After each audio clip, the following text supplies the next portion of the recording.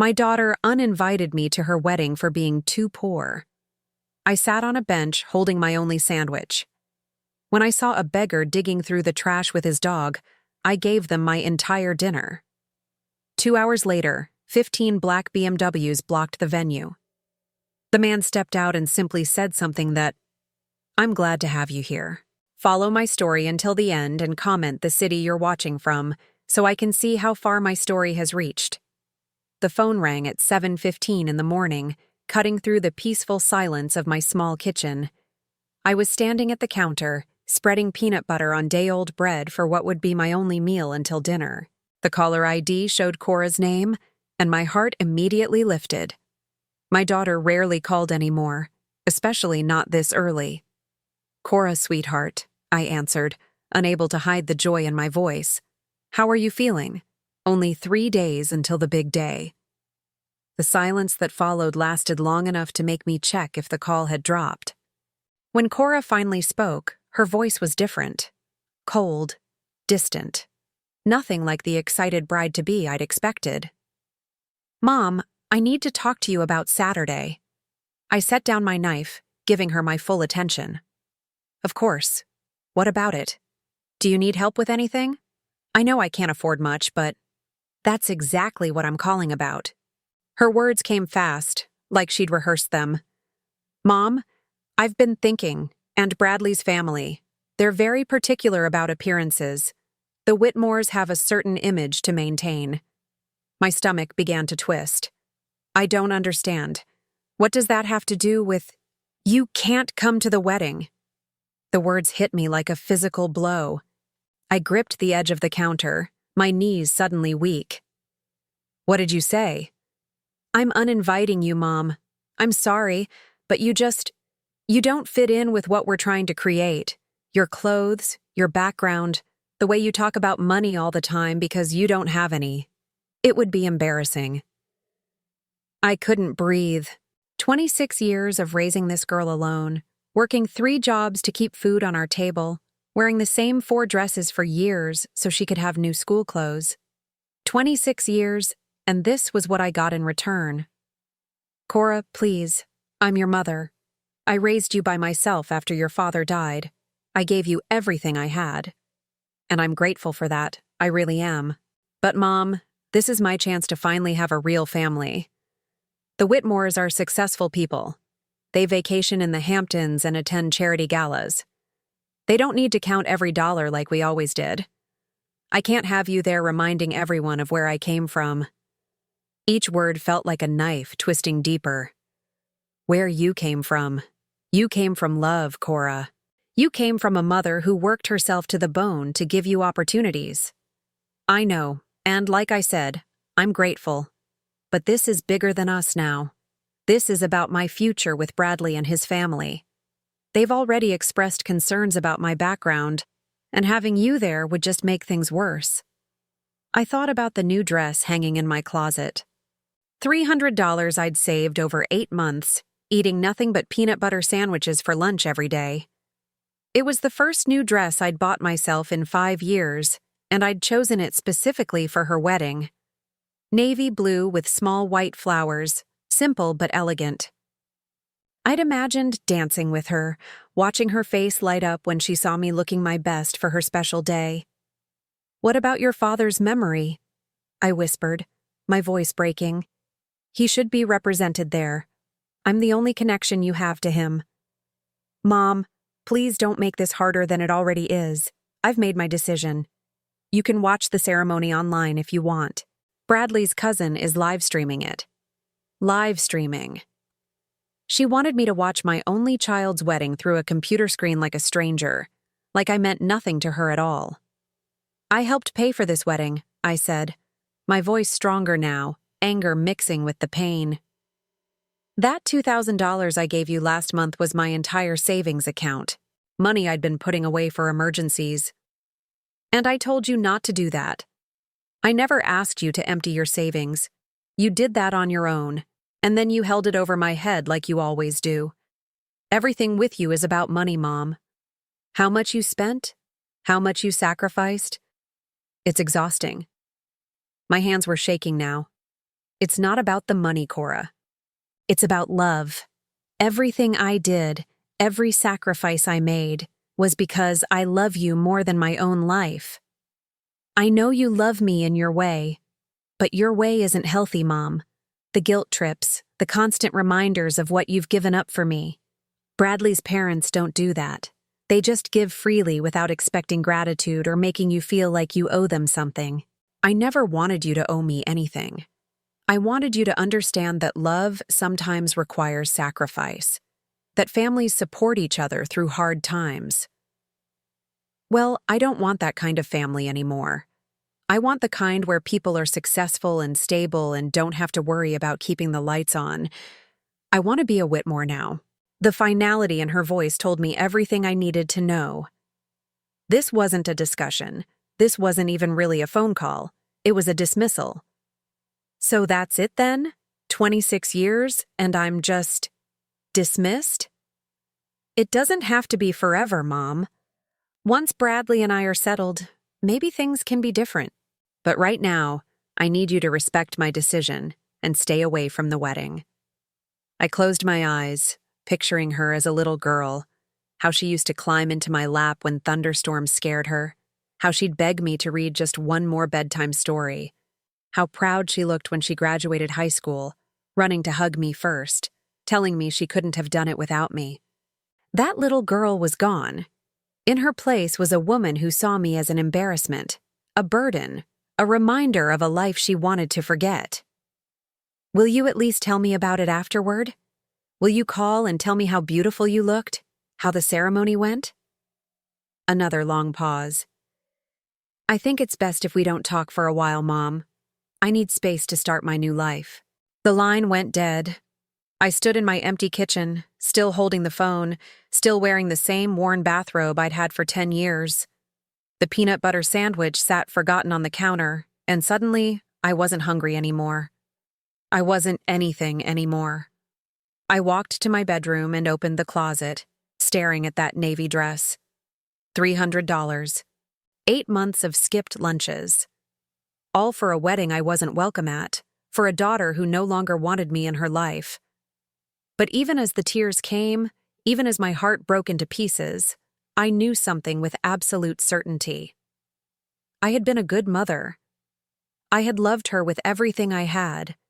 If that wasn't enough for her, if that embarrassed her, then the problem wasn't with me.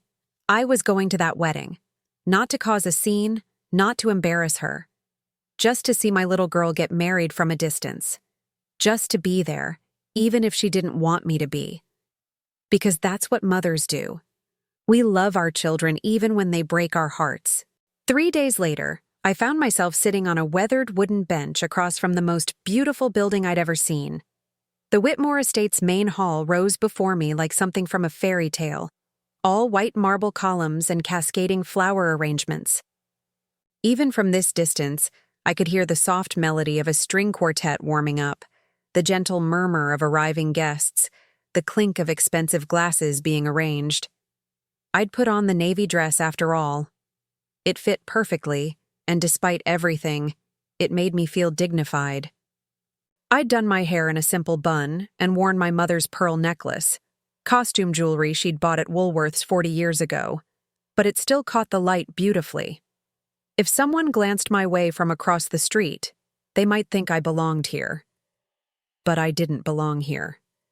Cora had made that abundantly clear. I unwrapped my peanut butter sandwich, the same lunch I'd been eating for months to save money for her wedding gift. The irony wasn't lost on me. Here I sat, eating the meal of someone who couldn't afford anything else, while watching my daughter marry into a family that probably spent more on flower arrangements than I made in a year. The bench was positioned under an old oak tree that provided perfect shade and an unobstructed view of the estate's main entrance. I could see the elegant guests arriving in their luxury cars, women in designer dresses that probably cost more than my annual rent, men in tailored suits that fit like they were born wearing them. Everyone looked polished, confident, like they'd never questioned whether they belonged somewhere. I took a small bite of my sandwich, chewing slowly to make it last. It would be my only food until I got home tonight. But watching from here, Seeing Cora's wedding from afar, somehow it felt worth it. That's when I noticed him.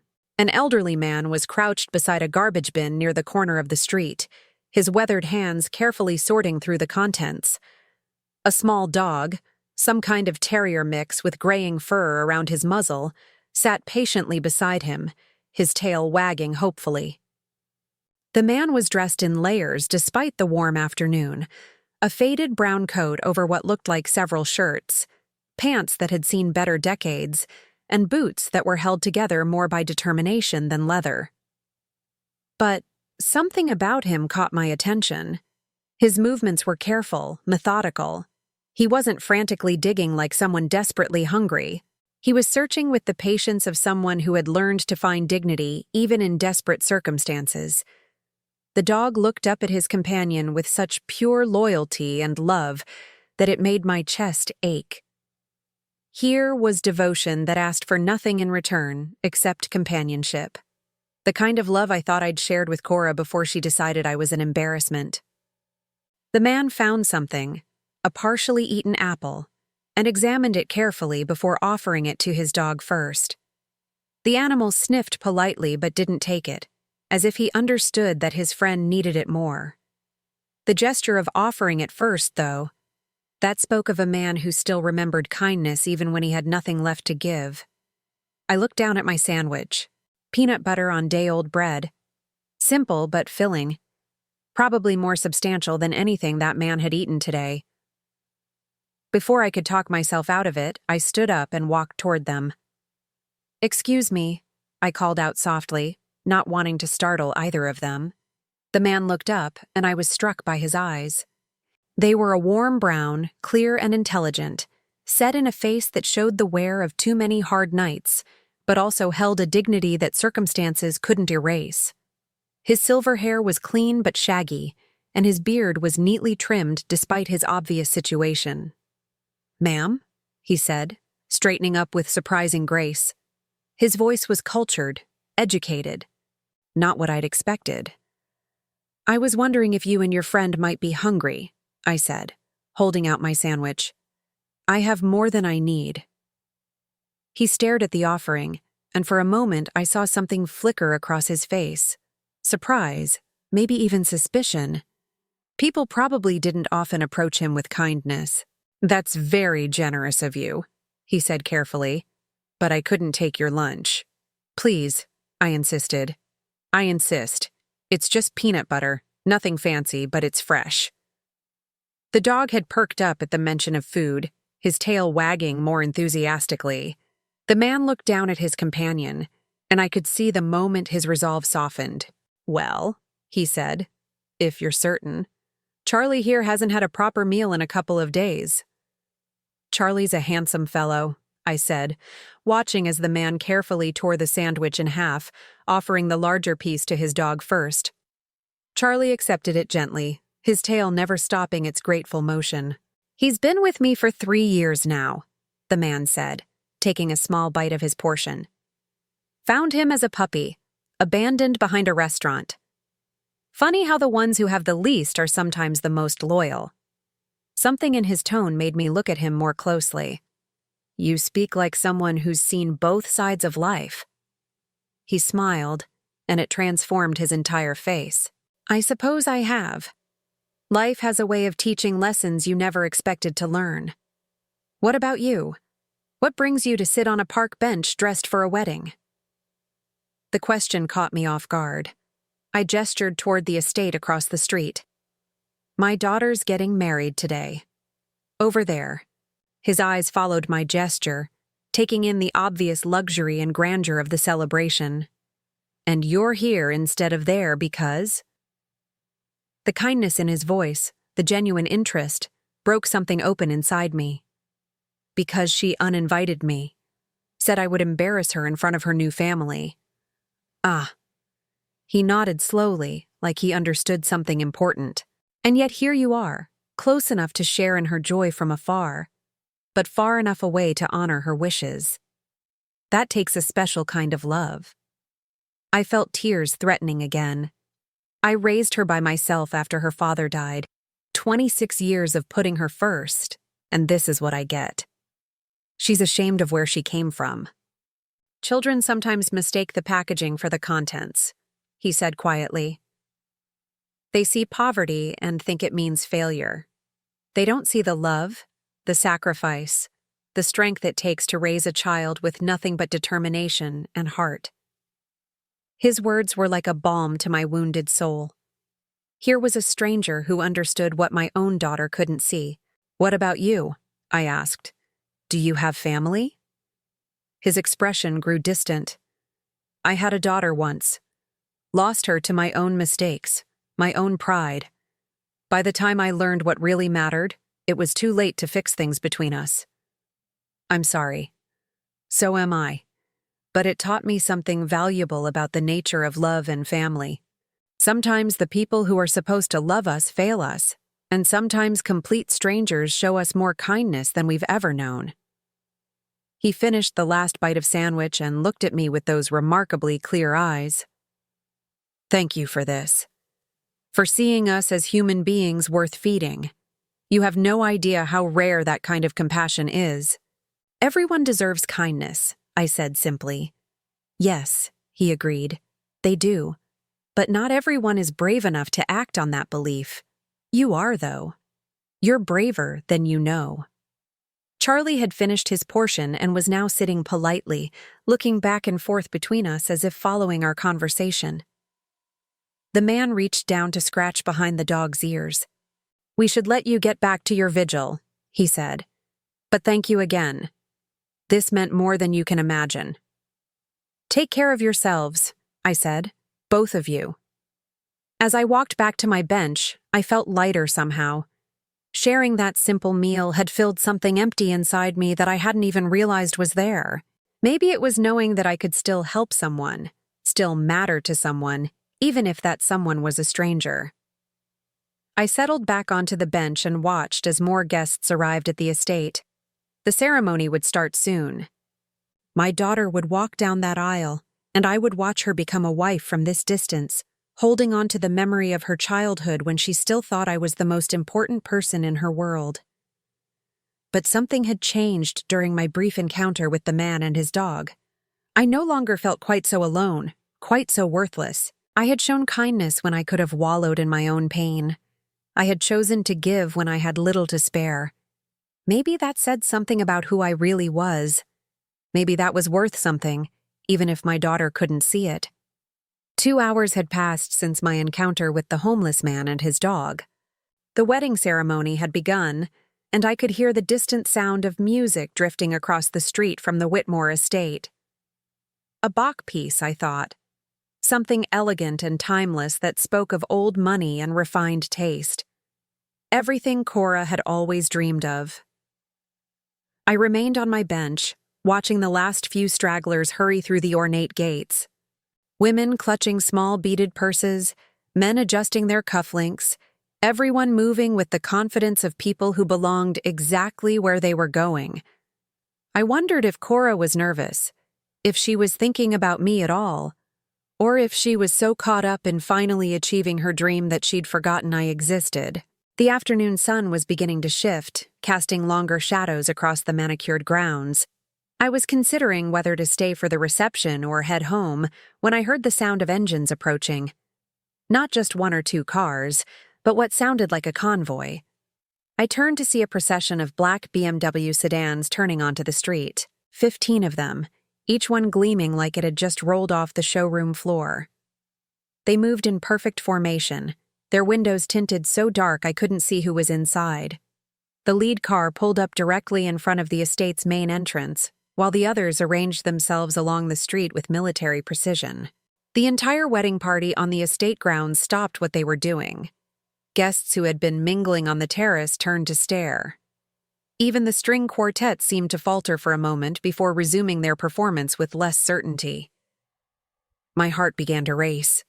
This wasn't part of the planned festivities. This was something else entirely.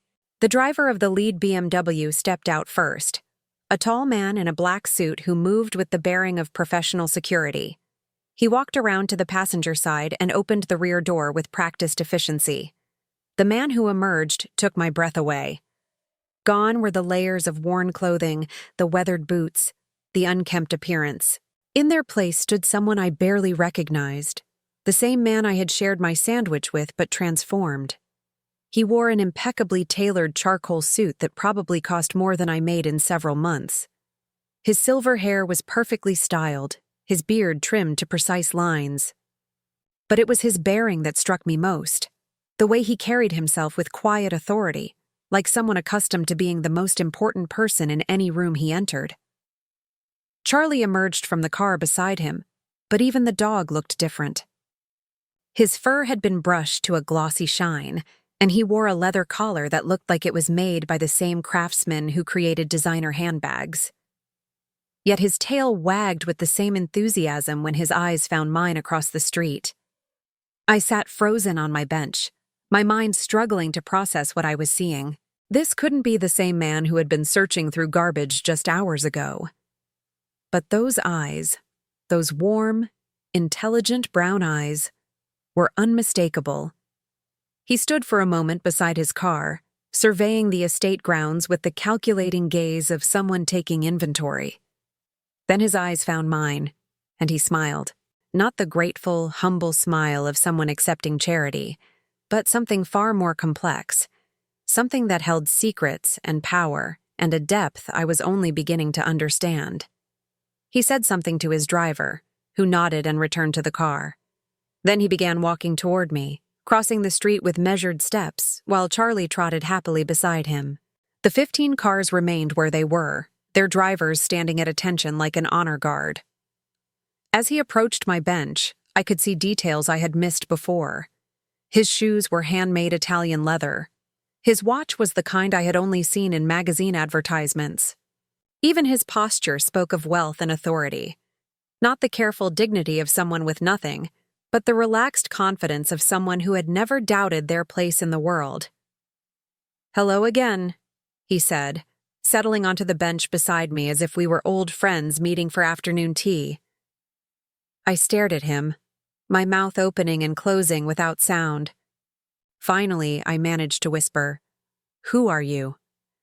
He smiled, and I caught a glimpse of the warmth I had seen in the homeless man, but now it was framed by something much more powerful.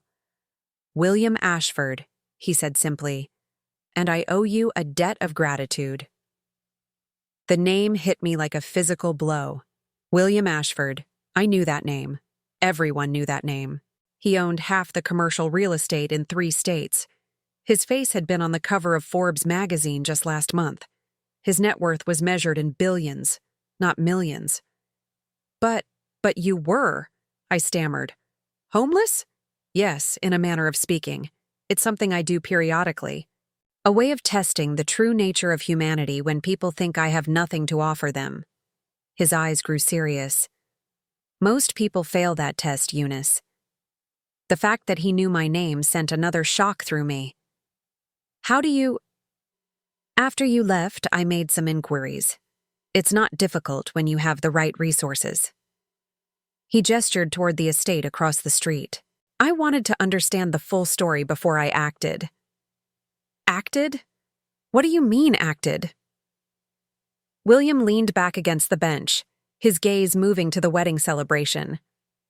"I've been testing people for 15 years now, Eunice. Wearing different disguises, putting myself in situations where I appear to need help. Do you know how many people have offered to share their meal with a stranger?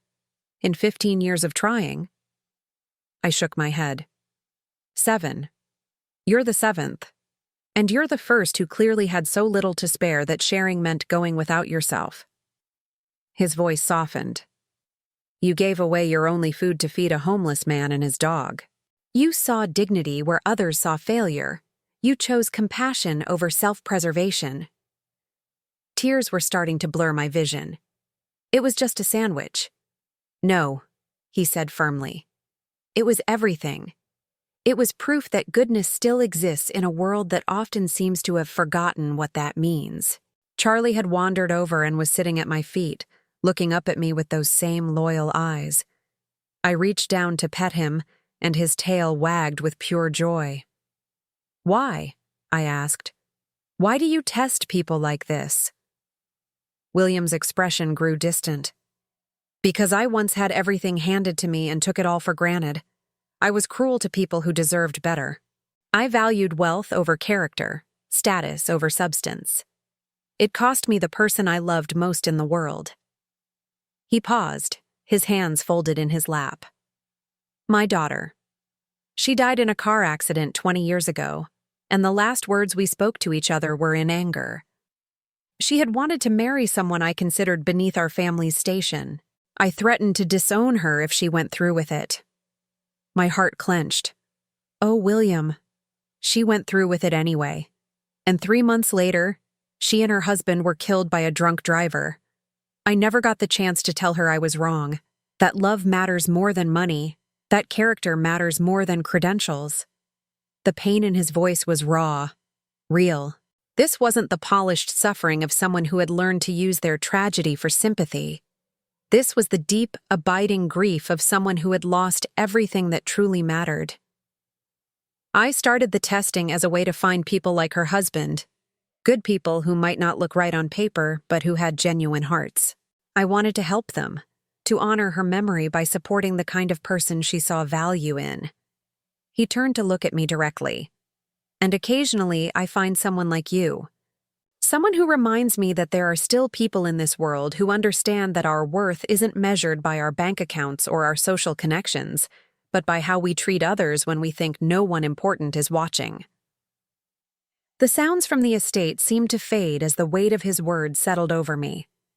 This man, this billionaire who could buy and sell entire companies, had been testing humanity, and somehow I had passed.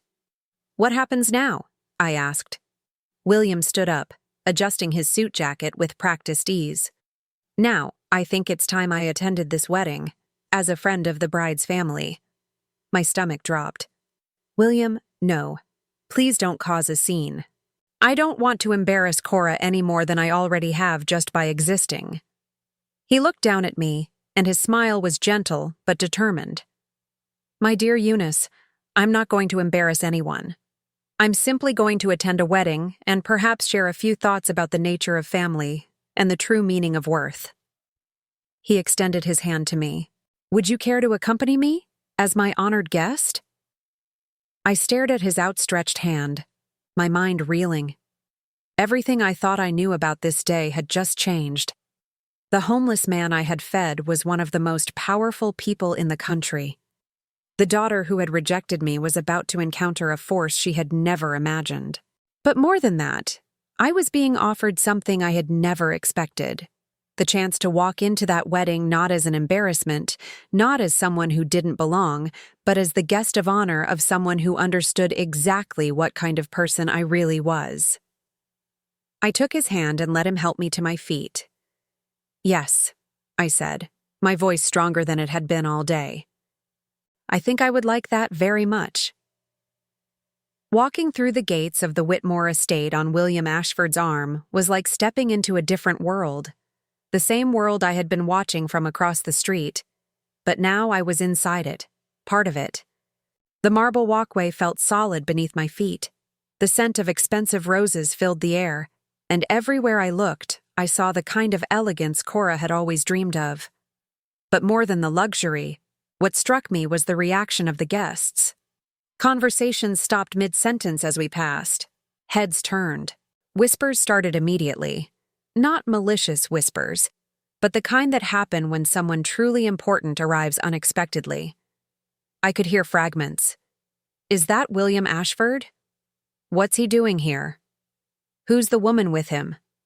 William moved through the crowd with the easy confidence of someone who was accustomed to this kind of attention. He nodded politely to people who approached, shook hands when necessary, but kept us moving steadily toward the main reception area. Charlie patted alongside us, completely at ease despite the formal setting, as if expensive weddings were a regular part of his routine. Mr. Ashford! A voice called out from behind us. We turned to see a distinguished man in his 60s approaching quickly, his face showing a mixture of surprise and barely concealed panic. I recognized him immediately. Charles Whitmore, Bradley's father and the patriarch of this entire celebration. Charles, William said warmly, extending his hand. Congratulations on your son's wedding. I hope you don't mind my dropping by unannounced." "Mind? Of course not, of course not," Charles stammered, clearly flustered. "We're honored by your presence, but I had no idea you knew our family." "Actually, I don't know your family at all," William said with a slight smile. "I'm here because of Mrs. Henderson." He placed a gentle hand on my arm.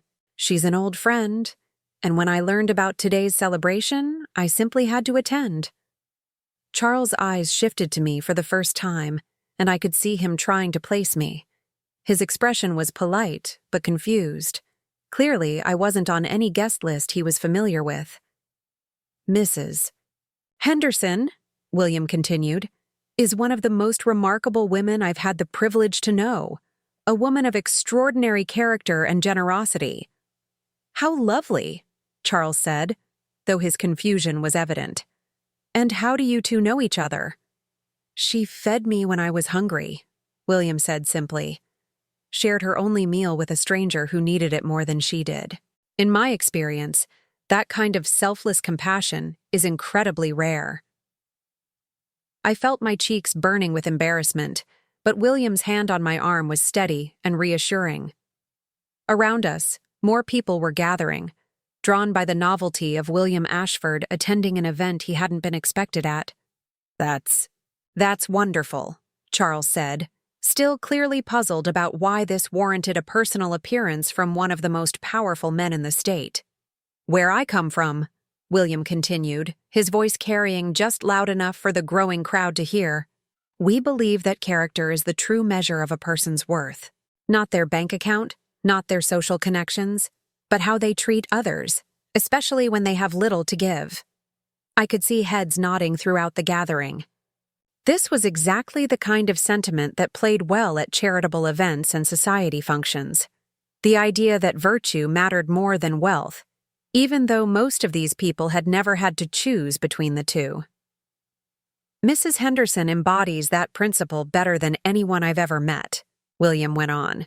"She raised her daughter single-handedly after losing her husband at a young age, worked multiple jobs to ensure that child had every opportunity to succeed, sacrificed her own comfort, her own dreams, so that her daughter could attend college and build a better life."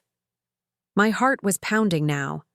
I could see Cora across the reception area, stunning in her white gown, but frozen in place as she watched this unexpected scene unfold. Her face had gone pale, and Bradley was beside her, looking equally confused.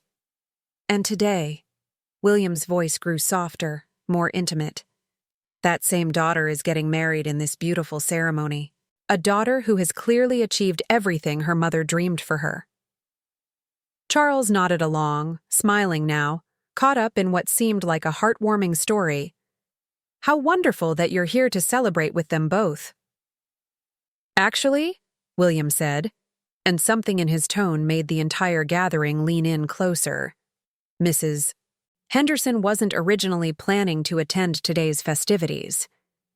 The silence that followed was absolute. I could hear my own heartbeat in my ears. You see, her daughter felt that having her mother present might somehow diminish the elegance of the occasion. She was concerned that Mrs. Henderson's appearance, her background, might not reflect well on the family's new status. The temperature of the entire gathering seemed to drop several degrees. Charles's smile faltered. Around us, I could see faces changing as people began to understand what William was really saying. "I find that fascinating," William continued, his voice still perfectly pleasant, "because, in my experience, the people who are most concerned with appearances are usually the ones who have the least substance underneath. Real class, real elegance, comes from character.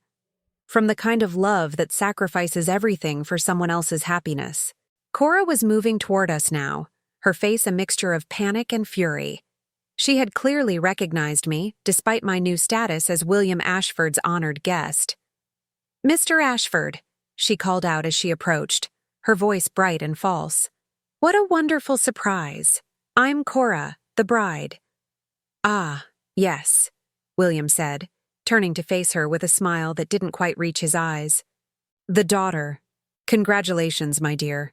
You look absolutely beautiful. Thank you so much, and thank you for being so kind to my mother. The last word came out strained, like it physically hurt her to acknowledge our relationship in front of all these people. Kind? Oh, my dear girl, your mother was the one who showed kindness. To a complete stranger who needed help. She gave away her only meal to someone she thought was homeless and hungry. William's eyes never left Cora's face. That's the kind of generosity that speaks to a person's true character. The kind of character that clearly runs in families. Cora's smile was becoming more strained by the second. She's always been generous that way. Yes, I imagine she has. 26 years of generosity from what I understand. 26 years of putting your needs before her own, your dreams before hers, your future before her present comfort. The crowd around us was completely silent now. Even the string quartet had stopped playing, though I wasn't sure if it was intentional or they had simply become too caught up in the drama to continue. I was just telling your father-in-law about the kind of sacrifice your mother made to ensure you could have opportunities she never had. Working 3 jobs, wearing the same clothes for years, living in a tiny apartment so you could attend college and build the life you wanted. Each word was like a knife, but not cutting me, cutting through the facade Cora had built around her new life. William was exposing the truth she had tried so hard to hide, but he was doing it in a way that made her look worse, not me. She even emptied her savings account to help pay for this wedding, William continued. $2,000, everything she had, because she wanted your special day to be perfect. Bradley stepped forward, his face dark with confusion and anger. Cora? What is he talking about? I thought your mother was. I thought you said. I said she couldn't make it today, Cora said quickly, but her voice was shaking now. I never said anything else. Couldn't make it? William's eyebrows rose slightly. How interesting. From what I understood, she was quite available to attend. In fact, she was so committed to being here that she spent her last $300 on a new dress specifically for the occasion. I looked down at my navy dress, the one I had sacrificed so much to buy. In this crowd of designer gowns and custom suits, it was clearly modest, clearly affordable. But William was presenting it as evidence of love, not poverty. The dress she's wearing right now, actually, William added. 8 months of giving up lunch every day to save the money, all so she could look her best for her daughter's wedding day. The silence was deafening. I could see Charles Whitmore's face changing as he processed what this meant about the family his son had just married into. I could see other guests exchanging glances, their expressions shifting from confusion to uncomfortable recognition. But perhaps, William said, his voice growing gentler, there was simply some kind of misunderstanding. After all, what mother wouldn't want to be present for her child's wedding day? And what daughter wouldn't want the woman who sacrificed everything for her to share in the most important moment of her life? Cora opened her mouth, but no words came out. She looked around desperately, seeking some escape from the trap that was closing around her. But there was nowhere to go.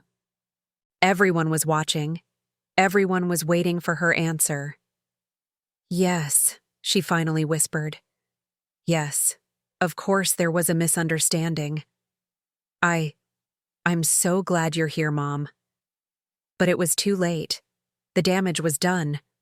Not to me. William had made sure of that. He had transformed me from an embarrassing burden into a woman whose love and sacrifice had been publicly acknowledged by one of the most respected men in the state.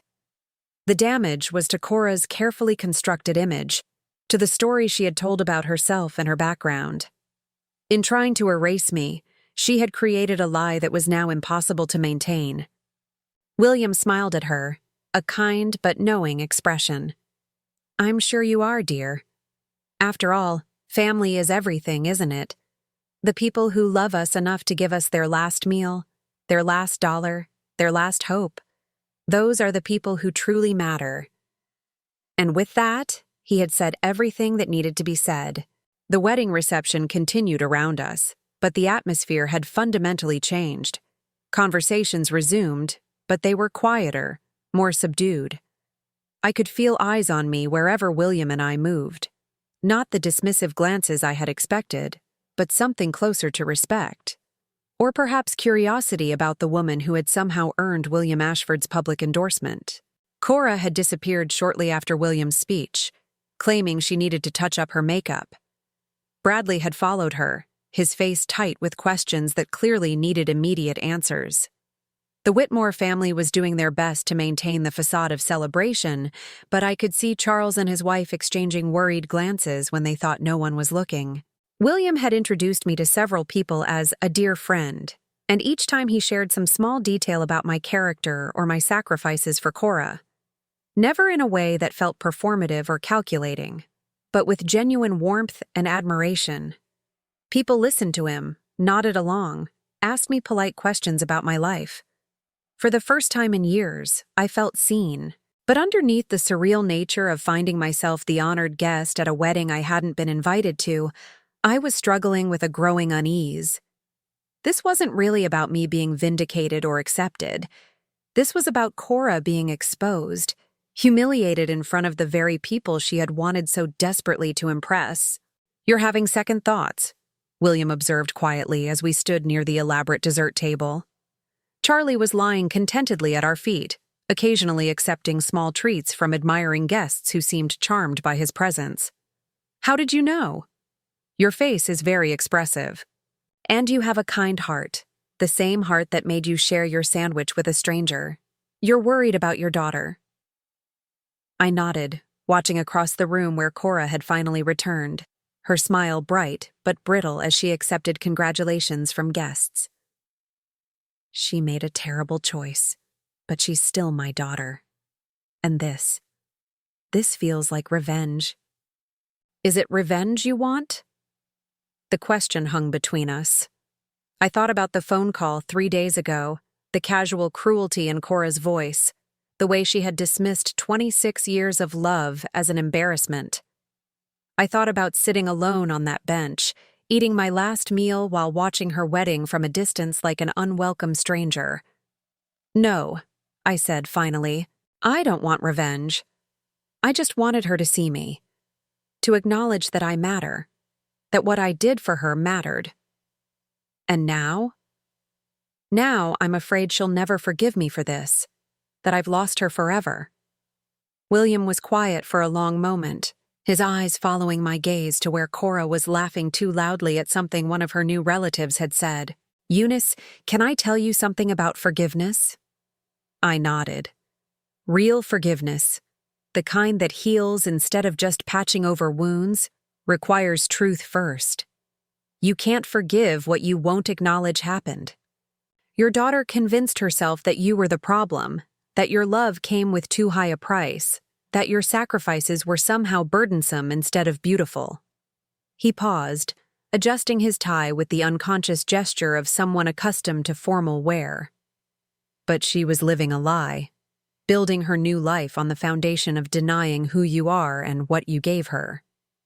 That's not sustainable, and it's not healthy. So you forced the truth into the open. I revealed what was already true. The question now is what she chooses to do with that truth. As if summoned by our conversation, Cora appeared beside us. Her wedding makeup was still perfect, but I could see the strain around her eyes, the tension in her shoulders. She had clearly been crying, though she had done her best to hide it. "Mom," she said, her voice carefully controlled, "could I speak with you privately? Please?" I looked at William, who nodded encouragingly. "I'll be right here when you're ready," he said. Cora led me to a quiet corner of the garden, away from the reception guests, but still within sight of the main celebration. We stood among perfectly manicured rose bushes, the scent of flowers heavy in the warm afternoon air. For a long moment, neither of us spoke. Finally, Cora wrapped her arms around herself, despite the warmth of the day. "How long have you known him?" she asked. "I met him this afternoon, a few hours before you saw us together." Her eyes widened. That's impossible. He talked about you like he'd known you for years. He's very good at understanding people quickly. I thought about William's explanation of his testing, but something told me that wasn't a story for Cora to hear. At least not today. Mom, I don't understand any of this. How did you end up here with William Ashford? How did he know about the money you gave me? About the dress? About everything? I could see the genuine confusion in her face, mixed with something that might have been fear. Her carefully constructed new world had just been shaken to its foundation, and she was struggling to make sense of it. He asked questions about my life, and I answered them honestly, just like I always have with you. But why would he care? Why would someone like him involve himself in our family problems? The way she said family problems, as if this was some minor disagreement rather than her complete rejection of me, sparked a flicker of anger. But I pushed it down. This wasn't the time for anger. Maybe because he recognizes that they're not problems, Cora. They're just differences. I may not have the money or status of the Whitmores, but that doesn't make me less valuable as a person. Or as your mother. Her face crumpled slightly. I never said you weren't valuable. Yes, you did. You said I was an embarrassment. You said I would ruin your wedding just by existing in the same space as your new family. You uninvited your own mother because you were ashamed of where you came from. I wasn't ashamed of you, she said, but her voice lacked conviction. I wanted everything to be perfect. The Whitmores have such high standards, and I've worked so hard to fit in with them. And what about fitting in with your own family? What about honoring the woman who made it possible for you to have the education and opportunities that brought you to this place? Tears were starting to flow now, ruining her carefully applied makeup. I know you sacrificed for me, Mom. I know you worked hard and went without things so I could have more. But you never let me forget it. Every conversation, every disagreement, you always brought up what you'd given up for me. The accusation hit me like a physical blow. I never meant to make you feel guilty. I just wanted you to understand that love sometimes requires sacrifice. That family means supporting each other through difficult times. But it felt like manipulation. Like I could never be my own person because I owed you too much to ever be free of you. I stared at her, this beautiful young woman in her expensive wedding dress, and for the first time I began to understand her perspective. Not agree with it, but understand it. So you decided to be free of me entirely. She nodded miserably. I thought if I could just start over with Bradley's family, I could be the person I wanted to be instead of the person who was shaped by poverty and struggle, and always having to be grateful for every small kindness. And who is that person, Cora? Who are you when you're not my daughter? The question seemed to catch her off guard. She looked around the elegant garden, at the expensive reception happening beyond the roses, at the new life she had built for herself. I don't know, she whispered. I thought I did, but after today, I don't know anymore. I reached out and took her hands, noting how soft they were, how carefully manicured. These were the hands of someone who had never had to work 3 jobs, or skip meals, or choose between heating and electricity. You're someone who was loved enough that your mother emptied her savings account for your wedding. You're someone who was given every opportunity to succeed because someone believed you were worth the sacrifice. You're someone whose mother sat on a bench across the street just to catch a glimpse of your happiness, even after you rejected her. She was crying openly now. I'm so sorry, Mom. I'm so sorry for what I said, for how I treated you. But I don't know how to fix this. Everyone in there heard what Mr. Ashford said. They know what I did. Bradley is furious with me. His parents think I'm a liar and probably a gold digger. Are you? I asked quietly. Am I what? A gold digger? Did you marry Bradley for his money? She was quiet for a long time. I don't know, she finally admitted. I loved him, but I also loved what he represented. Security, status, never having to worry about money again. never having to choose between paying rent and buying groceries. Those aren't terrible things to want, Cora, but they're not the only things that matter. I know that now, but I don't know if it's too late. I looked back toward the reception, where I could see William standing exactly where we had left him, Charlie still at his side. He was talking with Charles Whitmore, and from their body language, it seemed to be a serious conversation. It's not too late to be honest about who you are and where you came from. It might be too late to maintain the fantasy you built about being someone else entirely, but that was always going to crumble eventually anyway. What do I do now, Mom? How do I fix this? For the first time since this whole ordeal began, she was asking for my advice instead of rejecting it. She was calling me Mom instead of trying to pretend I didn't exist. You start by telling the truth. To your husband, to his family, to yourself. You stop trying to be someone you're not and start being proud of who you are, including where you came from. She nodded, wiping her eyes with the back of her hand. And you? Will you forgive me? I thought about William's words about forgiveness requiring truth first. We had truth now, painful as it was. I love you, Cora. I've always loved you. But forgiveness, that's going to take time. And it's going to require you to show me that you've learned something from this, not just say you have. She nodded again, more firmly this time. I understand. And one more thing, I said, my voice growing stronger. I won't apologize for who I am or what I did to raise you. I'm proud of the life I gave you, even if you're not. And I won't shrink myself down anymore to make you comfortable with your choices. Something in her expression shifted, and for a moment I saw a flash of the little girl who used to be so proud to be my daughter. I wouldn't want you to, she said. I think I forgot how strong you are, how strong you had to be to raise me alone. We stood there in the garden for a few more minutes, not quite reconciled, but not quite estranged either. When we finally returned to the reception, William was waiting with an expression that suggested he had news to share. Everything all right? He asked gently. We're working on it, I said, and meant it. He smiled, then turned to include Cora in our conversation. I've been talking with your new father-in-law about some business opportunities. It seems he's been looking for investors for a new venture, and I might be interested in participating. Cora's eyes widened. The implications were clear. William's continued involvement in their lives, his tacit approval of the marriage, could mean the difference between acceptance and rejection from Bradley's family. But, William continued, his gaze moving between us, I only invest in families with integrity, families who are honest about their history and proud of their values. The message was unmistakable.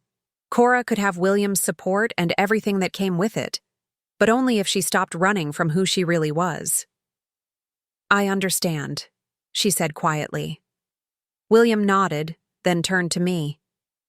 Eunice, I have a proposal for you as well, if you're interested in hearing it.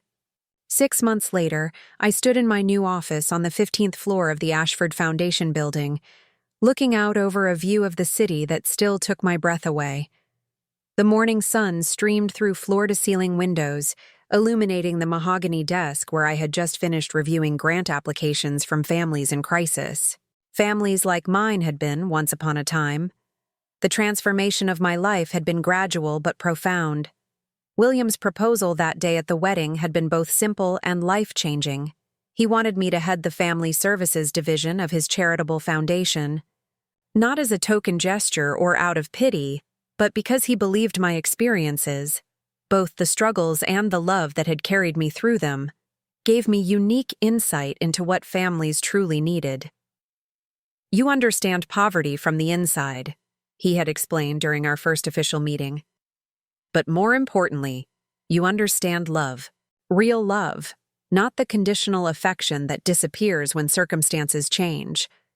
That's exactly what our foundation has been missing. The salary he offered was more than I had ever imagined earning.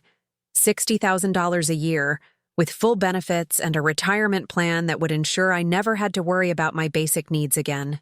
But more than the money, It was the work itself that fulfilled me. Every day, I reviewed applications from single mothers working multiple jobs, from families choosing between medicine and groceries, from people who had fallen through the cracks of a system that often seemed designed to help everyone except those who needed it most. And every day, I made sure that at least some of those families received the help they deserved.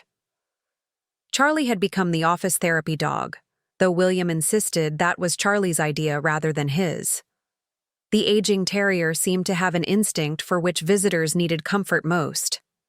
Today he was lying contentedly in his bed by the window, occasionally raising his head to monitor the activity in the hallway. A soft knock on my door interrupted my morning review of files. "Come in," I called. My assistant, Maria, poked her head through the doorway. "Mrs. Henderson, you have a visitor. She says she's your daughter." My heart did a small flutter. Cora and I had been slowly rebuilding our relationship over the past 6 months, but it was still fragile, still careful. We spoke on the phone every few weeks, and she had visited my new apartment twice, but she had never come to my office before. "Send her in, please." Cora entered wearing a simple blue dress that was elegant but not ostentatious. Her hair was pulled back in a practical ponytail rather than the elaborate styles she had favored during her pursuit of Whitmore approval. She looked younger somehow, and more like the daughter I remembered from before she had decided I was an embarrassment. "Hi, Mom," she said, her voice carrying a warmth that still surprised me after months of coldness. "Cora, this is unexpected. Is everything all right?" She settled into one of the comfortable chairs across from my desk, her eyes taking in the spacious office, the view, the evidence of my new life. "Everything's fine. I was in the area for a meeting and thought I'd stop by. I've never seen where you work." "What kind of meeting?" "Job interview, actually." She smiled, and it was genuine rather than the practiced expression she had worn for so long. "With a nonprofit that helps women start their own businesses. It's not glamorous, and it doesn't pay nearly what I was making at the marketing firm, but I think it's work I could actually believe in." I raised an eyebrow. Cora had quit her high-paying job 3 months earlier, shortly after her marriage had begun to stabilize. Bradley, to his credit, had been more understanding about her background than his parents initially were. William's continued friendship and business partnership with the Whitmores had certainly helped, but ultimately it was Cora's honesty about her past and her willingness to embrace rather than hide her origins that had won them over. "You left marketing to work with women entrepreneurs?" "I left marketing because I realized I was good at selling things to people who didn't need them, and terrible at selling myself as someone I wasn't." She gestured around the office. "I want to do something that matters. Something like what you're doing here." I felt a swell of pride, but tempered it with caution. Our relationship was better, but it was still built on a foundation that had been badly damaged. Trust was something we were rebuilding slowly, one honest conversation at a time. "Tell me about the position." For the next 20 minutes, Cora described the nonprofit, her interview, her hopes for the work. She spoke with an enthusiasm I hadn't heard from her since she was a child talking about her dreams. It was clear that she had thought seriously about this change, that it wasn't just a reaction to guilt about how she had treated me. "The pay cut will be significant," she admitted. "Bradley and I will have to adjust our lifestyle quite a bit. No more designer clothes, fewer dinners out, a smaller apartment eventually." "How does Bradley feel about that?" "He's been incredibly supportive. I think watching William work with his foundation showed him what it looks like when someone uses their advantages to help others instead of just accumulating more advantages." She paused. "He said he fell in love with the person I was before I started trying to be someone else, and he wants to meet that person again." "And who is that person?" It was the same question I had asked her in the garden on her wedding day, but this time she answered without hesitation. "Someone who knows what it's like to worry about money, but also knows that love doesn't cost anything. Someone who understands that where you come from matters less than where you're going, but that doesn't mean you have to lie about the journey." I nodded approvingly. This was growth, real growth, not just words designed to appease me. There's something else, Cora said, her voice growing more serious. I've been thinking about what you said about forgiveness taking time, about how I needed to show you that I'd learned something, not just say I had. Yes? I want to do something to honor what you sacrificed for me, not because I feel guilty about it anymore, but because I'm proud of it now. Proud of having a mother who loved me enough to work 3 jobs and skip meals and wear the same dress for years so I could have opportunities she never had. My throat tightened. Cora, let me finish. I've been talking with Bradley about starting a scholarship fund for single mothers who want to go to college but can't afford it. We want to call it the Eunice Henderson Scholarship for Academic Excellence. The words hit me like a gentle wave, washing over me with emotions I couldn't quite name. Pride, gratitude, love, and something else. A sense of completion, of a circle being closed in the most beautiful way possible. You want to name a scholarship after me? I want to name it after the woman who showed me what real strength looks like, who proved that you can love someone unconditionally without enabling them to be less than their best selves. Her eyes were bright with unshed tears. I want other daughters to have mothers like you, and I want other mothers to know that their sacrifices matter, even when their children are too stupid to appreciate them at first. I had to take a moment to compose myself before I could speak. That's incredibly generous. It's not generous. It's right. She leaned forward in her chair. Mom, I know our relationship is still healing. I know I hurt you badly, and I know it's going to take time to fully repair the damage. But I want you to know that I see you now. I see what you did. I see what you gave up. And I see what you've built here in your new life. I'm proud to be your daughter. The tears I had been holding back finally spilled over. For so many years, those were the words I had longed to hear.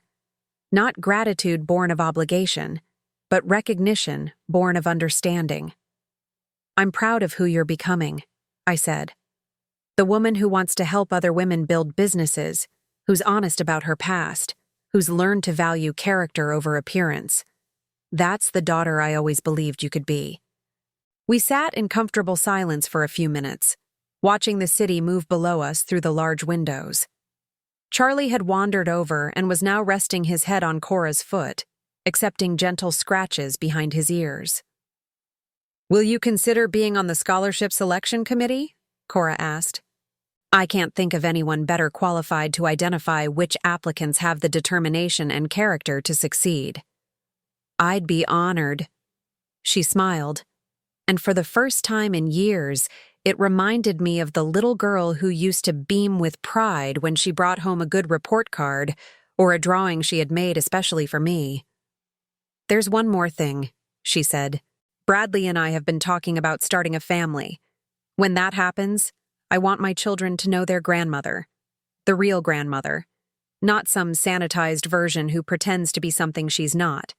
I want them to hear stories about how you worked 3 jobs and saved every penny to give me opportunities.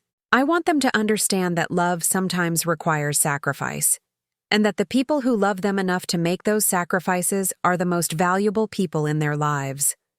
My heart felt so full I thought it might burst. I would love that. Good. Because I have a feeling you're going to be an amazing grandmother. The kind who teaches them that kindness matters more than money, that character matters more than status, and that the best families are the ones who love each other regardless of circumstances. After Cora left, I remained at my desk for a long time, processing the conversation and the changes it represented. My phone buzzed with a text from William. Dinner tonight? Charlie insists on the restaurant with the outdoor patio where he can people watch. I smiled as I typed back, of course, we have good news to celebrate. Over the past 6 months, William and I had developed an easy friendship built on mutual respect and shared values. He had never tried to make our relationship into something romantic. We were both still carrying too much history for that. But he had become a true friend. The kind of person who understood that the most important connections are built on character rather than convenience.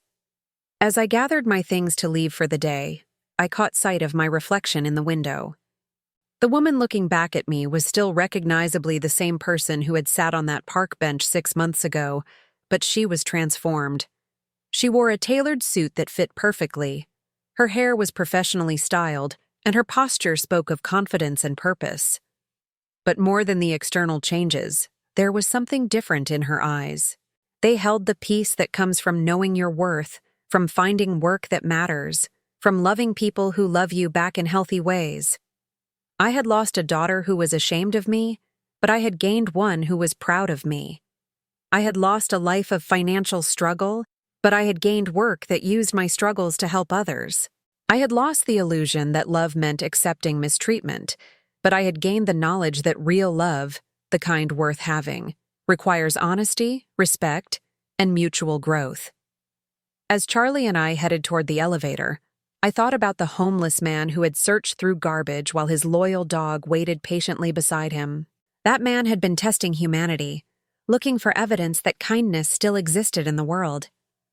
I had passed his test by sharing my sandwich, but in the process, I had discovered something even more valuable, that I was worth more than I had ever believed, that my love and sacrifice had meaning, and that sometimes the most important transformations begin with the simplest acts of human compassion.